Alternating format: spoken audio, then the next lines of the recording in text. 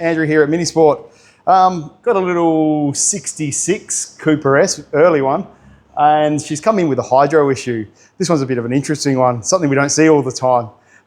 It's had a repair done previously on the hydro line, and they've put in these flexible nylon plasticky type of tubing to do the repair. However, as Lucian's about to show you, it can cause some dramas if not installed correctly. Let's have a look.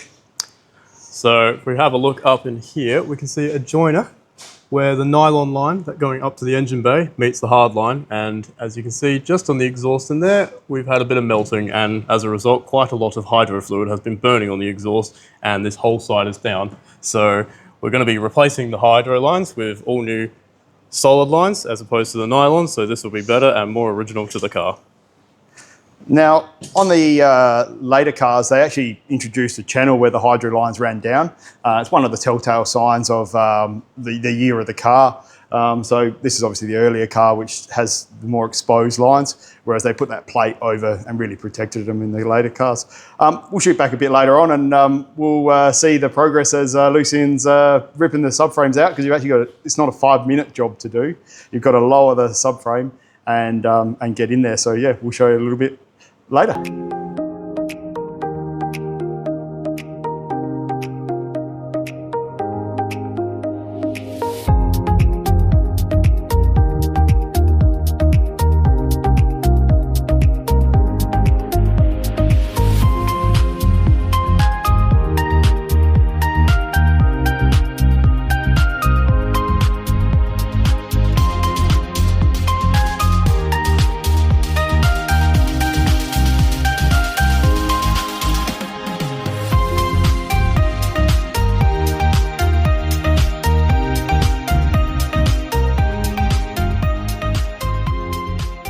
Andrew again here.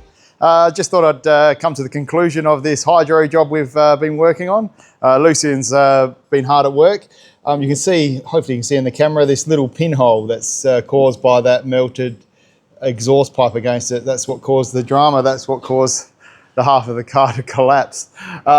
If we come over to the car here, what he's had to do is had to lower that front subframe down a bit to get those hydro lines up and into the front. When he gets in there, he had to undo that from that top fitting that meets the hydrolastic bag on both sides. As we said before, we did both because we had plastic on this side as well, and we just weren't happy with it. We know it's away from the exhaust, but we've got to go to all that work to get one side out. We might as well pop the other side out. The rear end, if you come back here, was a little bit more challenging. The whole subframe had to come down basically the whole way out to get those lines up and in and around that subframe.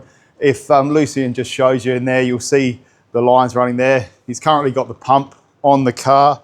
We're at about 250 now. On both sides we've got no leaks, so we're pretty happy with how it's all come up. Yeah, so if you have a quick squeeze, you can sort of have a look at the job that he's done. I think it looks pretty good, pretty schmick, and we won't have any problems with plastic lines melting in here.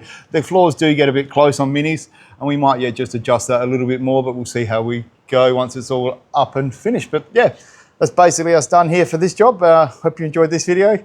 We'll talk again soon. Andrew at Minisport.